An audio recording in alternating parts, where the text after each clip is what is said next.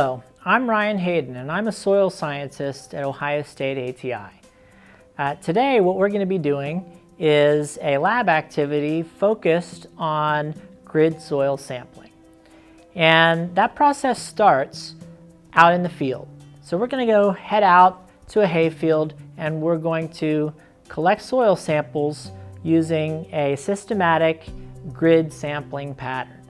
We're going to capture that data with specialized software that allows us to put a latitude and longitude on those soil samples. And then we take that information and back here in the computer lab, we can then develop prescription maps that are useful to farmers who may want to apply lime or fertilizers on a variable rate basis. They might apply a little more fertilizer or lime to one part of the field that needs it and a little less to parts of the field that don't. And this has a lot of value for farmers and the environment.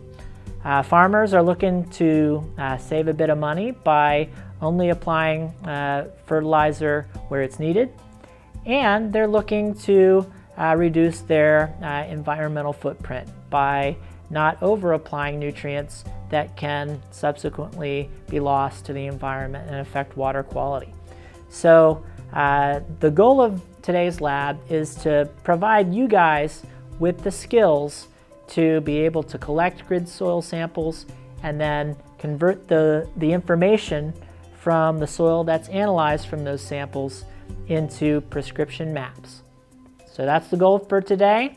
And now let's head out to the field and see what's involved in this process.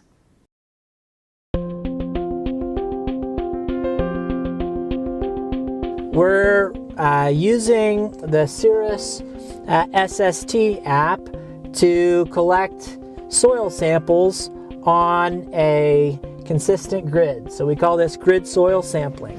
And you'll notice here we're in the truck right on the edge of a hayfield, and we've got our hayfield marked out on our iPad here, and that little dot there is where we're located. We are connected to this through Bluetooth to a Garmin GPS unit, which is telling us where we are.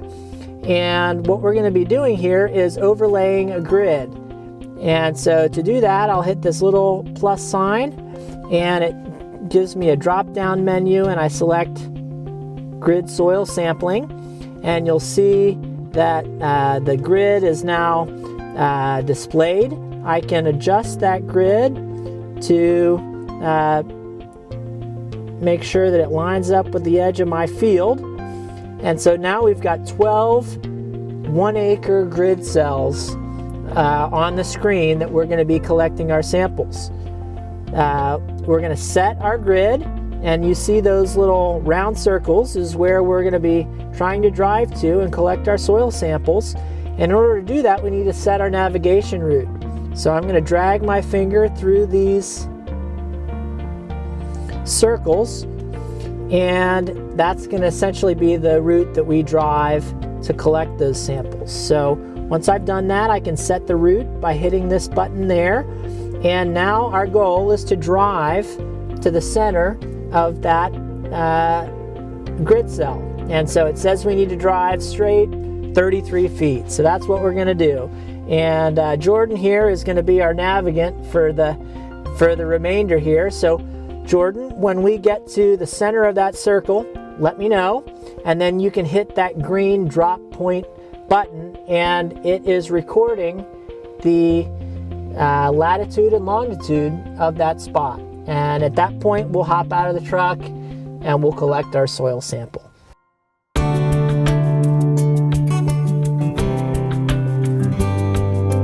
All right, fellas. So next step here is we've got our 12 buckets. Each bucket corresponds to an individual grid cell.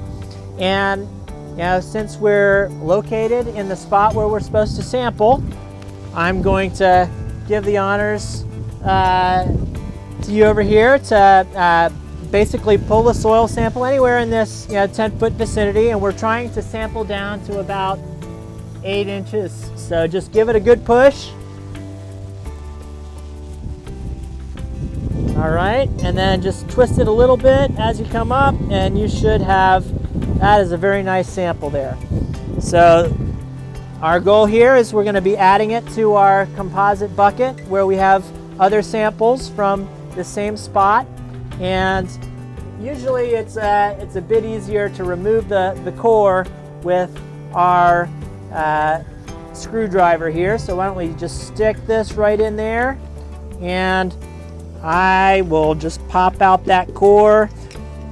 Usually, it comes out pretty nice down, and then down at the bottom it sometimes can get a little bit challenging because we've got some moist soil here. So that's why our screwdriver comes in handy to knock that out. And that is the final product there. So this is bucket 1 from grid cell 1. On to number 2.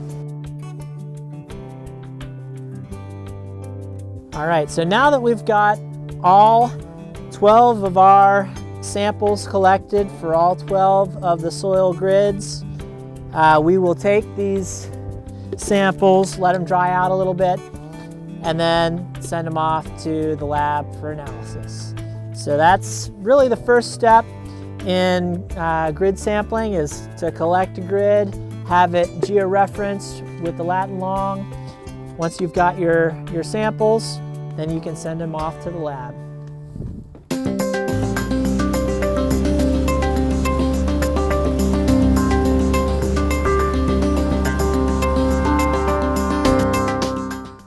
While many folks still soil sample with a hand probe, one of the ways that the industry is moving forward and trying to make this fairly labor-intensive process of collecting soil samples more efficient is through the introduction of soil sampling technology. So what we've got here is a hydraulic soil sampler. This particular model is made by Wintex, and the idea is that we can use hydraulic power starting from a Honda motor to power the hydraulics to push a probe, very similar to what we were pushing by hand, down into the ground, and it will collect that core and deposit that core into this cup.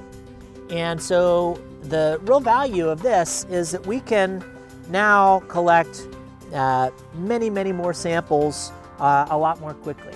And it takes a lot of the back-breaking element of soil sampling out of the equation. So for those that are covering lots of acres and having to grid sample, as their career, this is really a great asset to their efforts.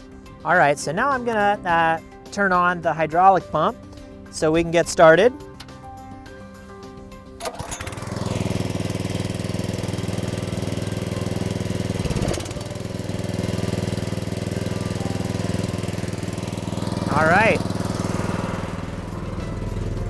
All right, so we've now got our hydraulic lines powered, and for this particular model, you actually need to have the engine of the UTV on and running. And I like to say that this particular model is farmer proof because you have to have the brake engaged and you have to have your other foot on a pedal to engage the soil probe. And then what we can do is we hit this button here and it rotates and presses down and pulls a core, and when it gets to the bottom,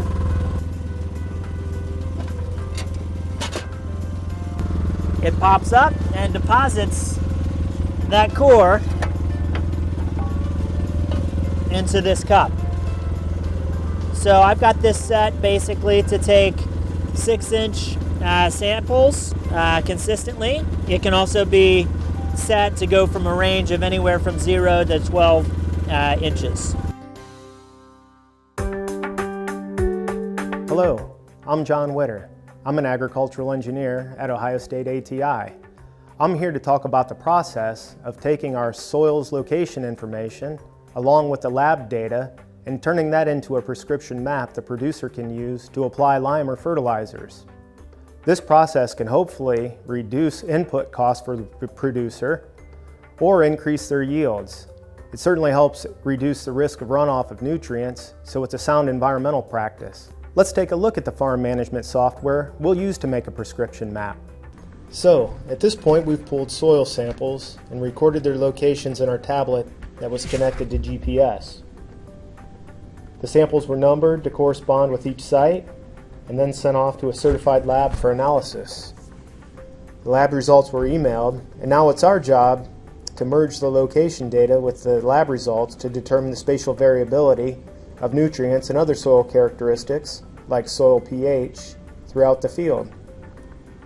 Once this variability is known, we can then use our farm management software, here we're using Trimble Ag software, to make a variable rate prescription to optimize the application of crop inputs. In other words, we'll utilize the data to make agronomic decisions about the placement of inputs, like fertilizer, lime, seed, or pesticides, to various areas or zones within a field. Depending on where you're at in Ohio, there can be a huge amount of variability in yield potential throughout a field, or other places there may be very little variation. Where there is substantial variation, it is often due to factors such as soil texture or drainage, or perhaps part of a field have been managed differently over the years. As a result, the optimal amount of inputs to maximize profitability varies throughout a field. Let's take a look at phosphorus levels in the fields we've sampled. As you can see, there's a great deal of variation in phosphorus levels throughout the field. In particular, you can see the high levels of phosphorus that actually exceed agronomic needs around the entrances to this field at the north and south ends. What has most likely happened here is that livestock manures are spread on these fields nearly every year, as they are near the dairy and beef cattle facilities, and oftentimes the majority of it is spread as the operator enters the field from the road or driveway. You can see that the areas further away from the entrances are much lower in phosphorus and actually considered deficient for crop production. So our goal is to apply fertilizer only where it is needed and the amounts that are needed. Our guide to determine the amount of phosphorus that should be applied is the Tri-State fertilizer recommendations. Our first step in the process is to select the type of fertilizer that will be used. Let's use diammonium phosphate, or DAP in this example.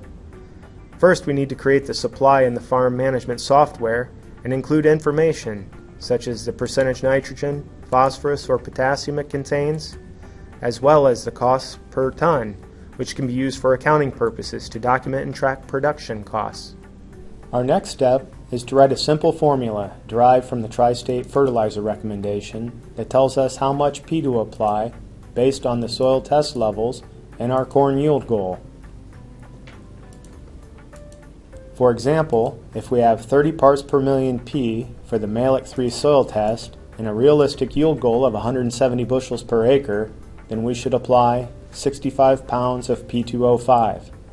For additional information on deriving these formulas from the Tri-State Fertilizer Guidelines, you should contact your local extension agent or state university. Using these formulas, we now have an application map based on the Tri-State fertilizer recommendations. You can see that the areas that were high in phosphorus receive no fertilizer, whereas the deficient areas are receiving the highest application rates. Hopefully, the steps we described here will let producers reduce inputs where they're not needed and sustain current yield levels, increase inputs in zones within a field where additional investment leads to higher yields and improves overall profitability, and importantly, reduce environmental risks of nutrient losses to our critically important streams and rivers that so many Ohioans depend upon for their drinking water, livelihoods, and recreation. We hope you've enjoyed learning about the process of grid soil sampling and prescription mapping. I, for one, am really excited about this technology and feel that the next generation of farmers will increasingly use this technology to implement precision farming technologies. Thank you very much for joining us.